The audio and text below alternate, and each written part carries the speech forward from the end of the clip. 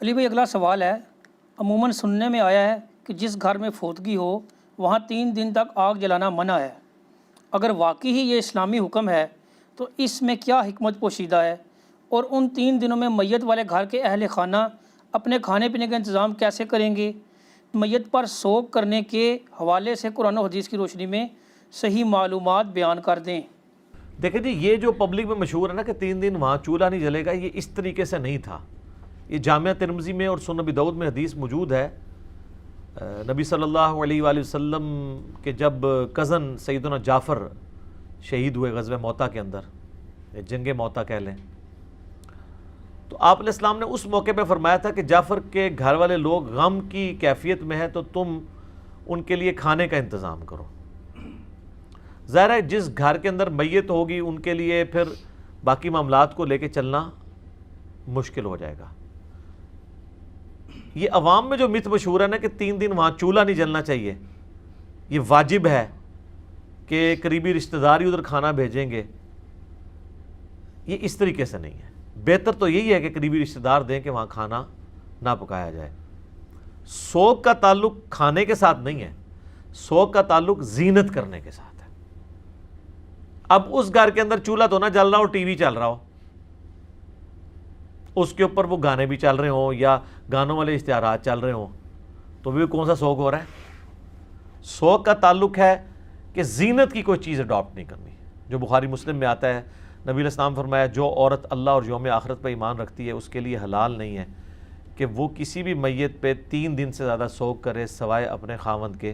4 مہینہ 10 دن کرے گی جو سورۃ البقرہ میں ہے، اور وہ بھی اگر وہ پریگنٹ ہے تو وہ وضع حمل ہونے کے بعد اس کا سوگ آٹومیٹکلی ختم ہو جائے گا، چاہے وہ پہلے ہو جائے چاہے وہ 5-6 مہینے بعد ہو، اس کی عدت اور سوگ دونوں ختم ہو جائیں گے۔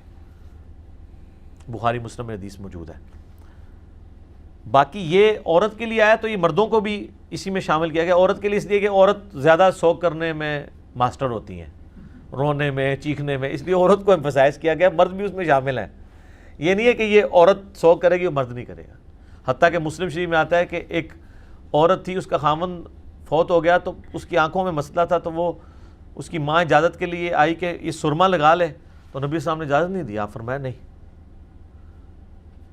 سرما نہیں لگائے گی۔ حتیٰ کہ بخاری مسلم میں آتا ہے جب وہ اس طرح نبی علیہ السلام تک چیزیں اس طرح کی پہنچتی تھی تو پھر آپ علیہ السلام پھر کہتے تھے کہ یار زمانے جاہلیت میں تو تمہاری عورتیں 1-1 سال اپنے خامدوں کے اوپر اتنا سوگ کرتی تھی کہ وہ گھر کی کوٹری سے باہر نہیں نکلتی تھی۔ باقاعدہ ان میں ایک رسم تھی، وہ بکری پھر وہاں گھسائی جاتی تھی، اور پھر وہ بکری بھی مر جاتی تھی، پھر اس کی وہ مینگنیاں جو پتہ نہیں کیا کر کے، تو وہ پوری ایک رسومات ہیں جو بخاری مسلم میں آئے۔ حضور نے فرمایا کہ تمہیں اللہ تعالیٰ نے اس سے چھڑا کے 4 مہینے 10 دن پہ لے کے آئے، تو اب تم اس سے بھی بھاگ رہی ہو۔ ٹھیک ہے، سوگ کرے گی اور سوگ کے دوران وہ گھر سے باہر نہیں نکلے گی، زینت نہیں کرے گی۔ یہ نہیں کہ کھانا پینا چھوڑ دے گی یا داماد سے پردہ کرنا شروع کر دے گی۔ بھائی ان لوگوں سے پردہ بعد میں بھی ہے سوگ میں جن سے سوگ سے پہلے بھی تھا۔ کسی ایکٹیویٹی میں حصہ نہیں لے گی، اور جس گھر میں فوتگی ہوئی ہے اگر وہ وہاں پہ ہے وہ وہیں پہ اپنا سوگ کرے۔ ہاں اگر وہاں اس کا کوئی رشتہ دار نہیں ہے، وقتی طور پہ جس طرح بعض اوقات عورتیں باہر کے ملک سے اپنے خامند کو دیکھنے کے لیے ادھر آئی ہیں اور ادھر خامند فوت ہو گیا ہے، اولاد ابھی ادھر ہے، تو وہ پھر واپس جا سکتی ہے۔ وہ بخاری مسلم میں حدیث اس کو سپورٹیں موجود ہیں کہ وہ عورت اپنے اس گھر میں جا سکتی ہے، اس کا وہ ٹریولنگ کرنا گناہ شمار نہیں ہوگا۔ اس طریقے سے جو عورت حج اور عمرے کے لیے گئی ہے اس کے لیے اب عدت یہ نہیں ہے کہ وہ اب وہ منا کے خیمے میں بھی بیٹھی رہے، وہ سفر بھی کر سکتی ہے، ہاں زینت نہیں کرے گی۔ اور اس طریقے سے عام گھر میں بھی جو عورت ہے اگر بیمار ہو جاتی ہے اس کو ہاسپٹل لے کے جانا پڑ جاتا ہے، ایز اے لاسٹ ریزارٹ تو آپ اسے لے کے جا سکتے ہیں، لیکن سبزی لینے کے لیے وہ گھر سے باہر نہیں نکلے گی، کوئی چیز لینے کے لیے نہیں، اس کے ساتھ جو لوگ اٹیچ ہیں وہ کریں گے۔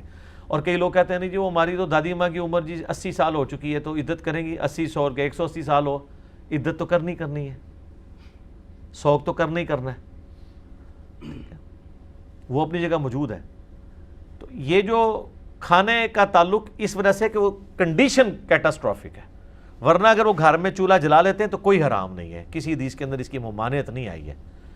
اور ویسے بھی اب کیا چولہا تو اب ویسے ہی نہیں لوگ جلاتے ہو، دیگ منگوانی پڑ جاتی ہے، اتنے رشتہ دار آ جاتے ہیں، تو چولہا تو ویسے آج کل کو نہیں جلتا، چائے وغیرہ کے لیے جلتا ہوگا، ادروائز تو اتنے رشتہ دار آئے ہوتے ہیں، کھانا منگوانا پڑ جاتا ہے. بلکہ ابھی تو 40ویں کے باقاعدہ کارڈ چھپنے شروع ہو گئے ہیں. اخبارات میں تو اشتہارات پہلے آتے تھے, کارڈ بھی چھپتے ہیں. یہ ایک اس طرح کی بدعات اور رسومات نے ایک غریب آدمی کا تو جینا مرنا ہی مشکل کر دیا ہے.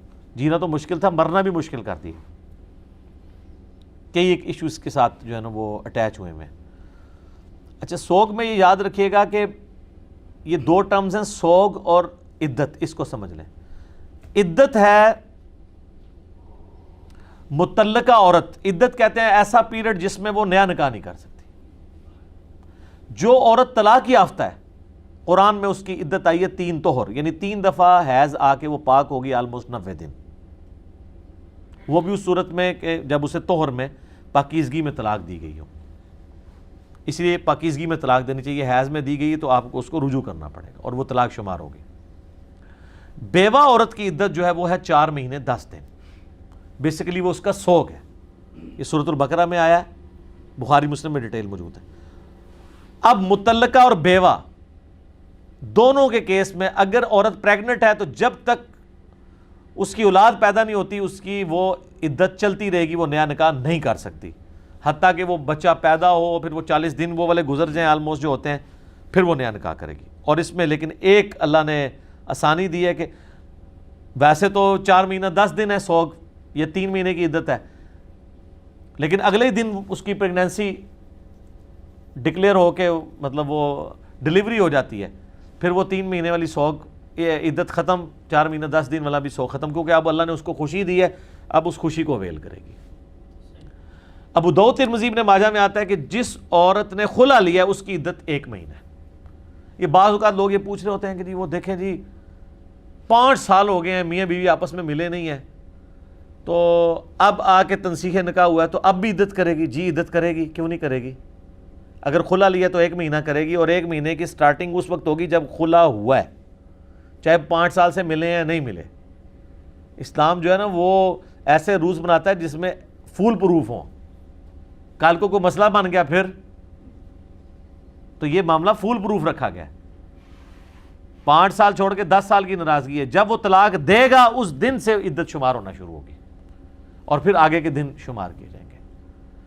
تو یہ جو سوگ کے والے سے کہا گیا نا گھر میں چولہا نہیں جلنا, تو یہ سوگ کا یہی طریقہ ہوگا 3 دن تک کے لیے. باقی اس میں جو دعائیں آئی ہیں انا للہ و انا الیہ راجعون اللہم اجرنی فی مصیبتی واخلف لی خیرا منہا, اور دعائیں آئی ہیں. میت کے لیے آپ دعائیں مغفرت کر سکتے ہیں. باقی یہ جو 40ویں قرآن پڑھ کے بخشنا اس کی کوئی اصل نہیں ہے. ویسے آپ نے دعا کرنی ہے, ہاتھ اٹھا کے بھی کر لیں, کوئی حرج نہیں. بخاری مسلم میں نبی الاسلام نے ایک صحابی کے مرنے کے بعد یوں ہاتھ اٹھا کے دعا کی تھی کہ بغلوں کی سفیدی بھی نظر آئی, کیونکہ آپ نے اوپر چادر لی تھی نیچے تہمت تھی. تو جواز ہے, قبر پہ بھی جا کے دعا کر سکتے ہیں. یہ ایک ڈیٹیل طرف ٹاپک ہے. مسئلہ 74 میرا اسال ثواب کے اوپر ریکارڈڈ موجود ہے. باقی سوگ کے حوالے سے میں نے آپ کو بتا دیا کہ 3 دن سے زیادہ سوگ نہیں ہے. اس کو میں کنکلوڈ کرتا ہوں اس حدیث کے اوپر, بخاری مسلم دونوں میں موجود ہے. جب ابو سفیان فوت ہوئے تو سیدہ ام حبیبہ جو نبی الاسلام کی بیوی تھی, انہوں نے باقاعدہ 3 دن کے بعد زرد رنگ لا کے اپنی گالوں پہ ملا, سرما لگایا, اپنے جسم پہ ملائی, یعنی اعلانیہ عورتوں کے سامنے اظہار کیا اپنی عدت اس کا سوگ کے ختم ہونے کا. تو لوگوں نے کہا کہ یہ مطلب یہ کرنا کوئی ضروری تو نہیں تھا. انہوں نے کہا کہ میں نے نبی علیہ السلام سے سنا ہے کہ جو عورت اللہ اور یوم آخرت پہ ایمان رکھتی ہے تو اس کے لیے جائز نہیں کہ وہ 3 دن سے زیادہ کسی کے اوپر سوگ کرے سوائے اپنے خاوند کے. تو ان کا میرا باپ مرا تھا 3 دن پورے ہوئے تو میں سوگ کے ختم ہونے کا اظہار کر رہی ہوں. اب آپ اندازہ کریں کتنے نے کیا ہوئے گا, ہائے نہیں تیرے تو پیو مرے ہے, 3 دہاڑے تو 3 دہاڑے بونس ہی کاٹ دینے سن. یہ صحابہ کرام کا ایٹیچیوڈ تھا کہ وہ جان بوجھ کے ایسا کام کرتے تھے جس سے امت کو میسج ملے کہ یہ صحیح دین ہے, یہ غلط ہے. مجھے بھی لوگ کہتے ہیں نا جان بوجھ کے ایسی ایسی گلاں کاٹ کے لے آتا ہے, وہ اس لیے نکالتے ہیں آپ کا دماغ کھولیں کہ یار یہ کیا ہو رہا ہے, دین تو یہ کہتا ہے آپ نے یہ بنایا ہوا ہے, دین میں تو یہ چیزیں اس طرح نہیں ہیں. اور یہ جو شادی بیاہ اور جو خوشی غمی کے جتنے مواقع ہیں اس پہ جو کچھ دین کے نام پہ ہو رہا ہے نا سر, اس کے خلاف بولنے والے کی تو ایسے کی تیسی پھیر دیتے ہیں, اور باقی موقع پہ لوگ کمپرومائز کر جاتے ہیں, اس موقع پہ نہیں کرتے ہیں. اب ظاہر ہے کہ وہ آپ کے دوست پکڑ کے 2 بڑے بڑے گلاب کے پھولوں کے جناب وہ لے آئے ہیں قبر کے اوپر پھینکنے کے لیے لفافے, ادھر کے کوئی بول دے یہ ثابت نہیں ہے, تو آپ سمجھیں گے اس وقت کیا ہوگا. حالانکہ جو بول رہا ہوگا وہ تو صحیح بات کر رہا ہوگا، لیکن ان لوگوں میں حوصلہ نہیں ہے اور کہتے ہیں نہیں ہم نے تو آج تک نہیں سنا. تسی رہی جاہل ہیں جو تسی کو تو سننا سی. ٹھیک ہے، ایک بندہ پوری زندگی جو ہے وہ بھینس کا دودھ دھوتا رہا کسی گاؤں کے اندر، اس کو اب کیا پتا کہ آئی فون کیا ہوتا ہے. اور ویسے آج کل والوں کو تو پتہ چل گیا ہوا ہے. ٹھیک ہے، تو جو آپ کی فیلڈ نہیں، آپ خام کیوں بات کر رہے ہیں؟ آپ علمی بات کریں کہ بتائیں کہاں لکھا ہوا ہے، ہم اس کو فالو کریں گے. اس کی بجائے اس قسم کی باتیں کرنا یہ بالکل غلط ہے.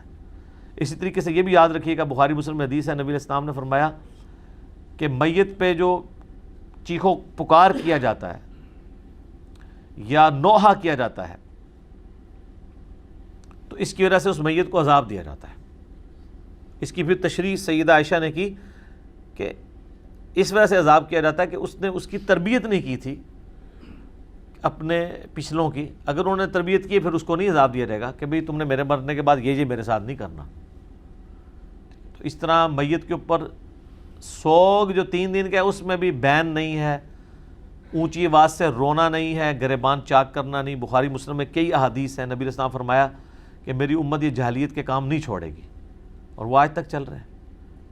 تو چاہے ماتم ہو، چاہے نوحہ ہو، اس طرح کا نوحہ جس میں آواز بلند کی جائے کسی میت کے اوپر، یہ غلط ہے، بالکل حرام ہے. اسلام میں اس کی کوئی گنجائش نہیں. ٹھیک ہو گیا جی؟ جزاکم اللہ خیر.